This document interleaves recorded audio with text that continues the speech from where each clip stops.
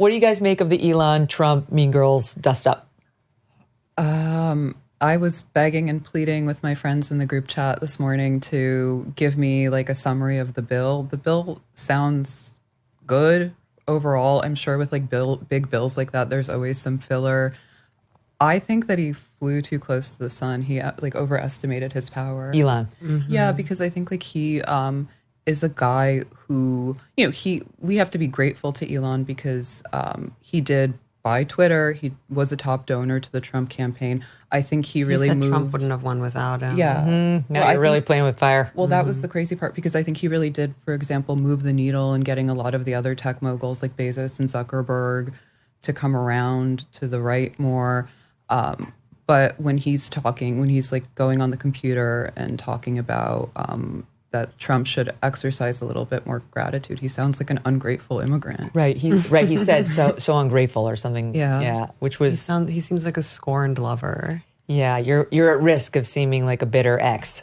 Yeah. I mean, there's part of me, because I have a little bit of a paranoid streak that thinks it's all a little bit of theater and kayfabe, perhaps, that... What do you mean kayfabe? What is that? Like from wrestling, where they like are kind of stunting. Okay. But everyone knows that it's fake. Trump's always doing a little bit of that. Yeah. I mean, I don't know if I feel like Elon, he's erratic. Very much so. And so I feel like he probably did feel attacked when they yanked his NASA nominee. He didn't like that. He reportedly almost came to blows with Scott Bessent over who was going to head up the IRS.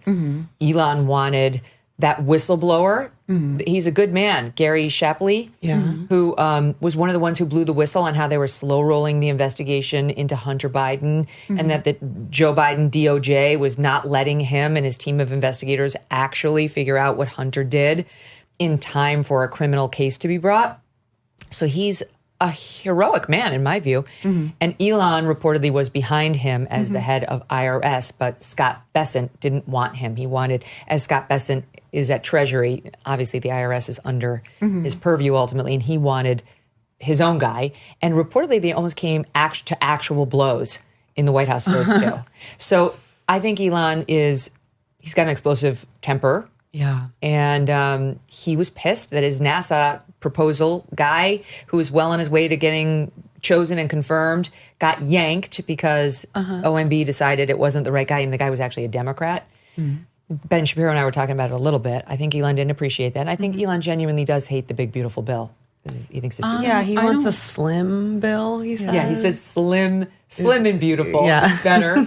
Yeah, I mean, I don't think it's really like about deficit spending. Oh, cheers. The deficit. You don't think it's about deficit spending? Not for him. Like, people are saying it's about the NASA appointee, the EV mandates, and so on and so forth. I think that he just really miscalculated his role in the administration, his place in the organization, his place in the cosmos, because he's obviously a very smart guy who's a little bit autistic and retarded. And I think he's made the classic error where he thinks because he's had like, but a great deal of success and has a lot of expertise in certain particular fields, that this kind of translates to some greater wisdom or omniscience across the board. Well, and especially when you're talking about politics, it's its own animal. In the same way, Trump should not spend 6 months at SpaceX and try to advise Elon on how to make rockets. Right. Like, Elon is on thin ice spending 6 months in politics trying to tell Trump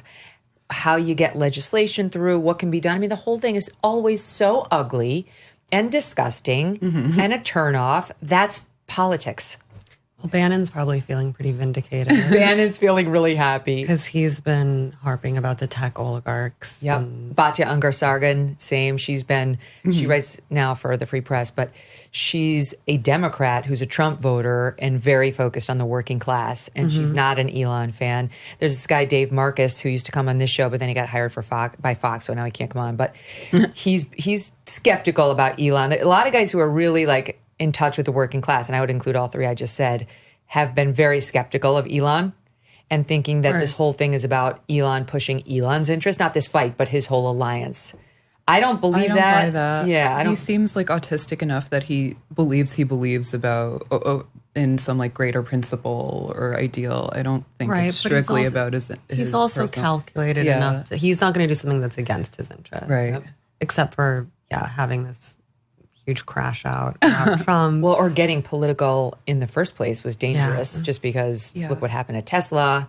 But the truth is, Elon, I saw him last September of 2024, at the All In Summit out in California. And I mean, his big issue was we're going broke, we're going bankrupt, and that we have to find ways to save within this federal government or we're going to go bankrupt.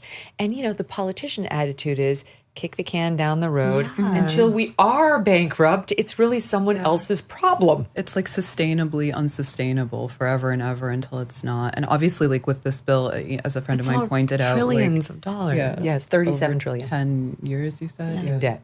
And No, it's obviously going to raise it $3 trillion more over the course of 10 years. It's already Unless GDP spurs, like it gets spurred by the tax cuts and it goes up proportionally. But I mean, it's obviously the spending cuts will not be enough to offset the tax cuts, as I understand it.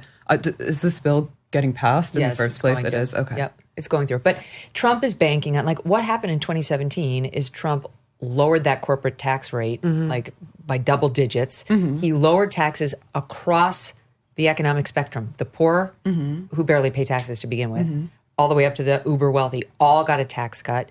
And the economy got chugging. I mean, it was great. Before COVID hit, it was great.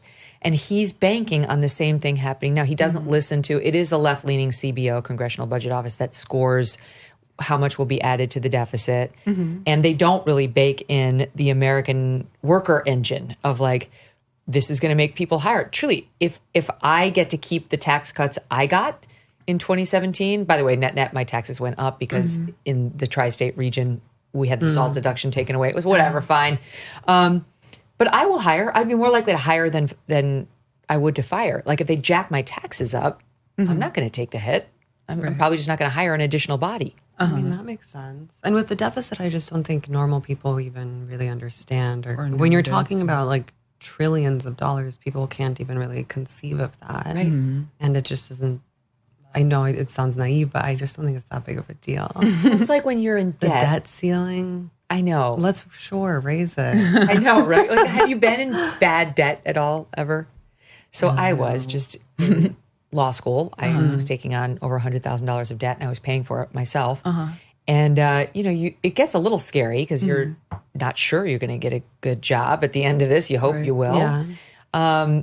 But I remember that feeling, and you go without, right? You can't buy anything. I lived in a very crappy apartment, and I was not buying. I couldn't really buy whatever, you frivolous spending sprees where you go to like the clothing store and you get a cute new outfit. Or my big goal was I wanted to be able to go into Pottery Barn and buy what I wanted. Right. I was looking forward to that as a goal. Anyway, my point is I couldn't buy anything. But if the credit card company had come to me at the time and said, we'll raise your limit by 10 grand and you can buy one of them, I would have You said would have yes. gone for it. You're investing in yourself. You have to spend money to make money. That's one of the only things I know about economics. This administration is working very hard to try and fix this country. But while they're focused on fixing the country, they can't fix your personal finances. That's really up to you. And that's why thousands of Americans are turning to Birch Gold. In the past 12 months, the value of gold has risen by 30%. Think about that. How's your stock market investment doing? Has it gone up 30%? Have you made 30% on your money? And demand is strong and it's growing. While reports are that the BRICS nations are actively working to challenge the US dollar as the world's reserve currency, that's not great. In other uncertain times, gold has offered peace of mind, and in these uncertain times, it does the same. Birch Gold makes it incredibly easy to convert your existing IRA or 401k into a tax-sheltered IRA backed by physical gold. Or if you prefer, you can buy gold to store in your own home safe. Just text MK to the number 989898, and Birch Gold will send you a free info kit on gold. There's no obligation, only useful information. With an A+ rating with the Better Business Bureau and tens of thousands of happy customers, take control of protecting your savings today. Text MK to the number 989898. Thanks so much for watching. If you like what you just saw, hit the subscribe button for more clips and full episodes.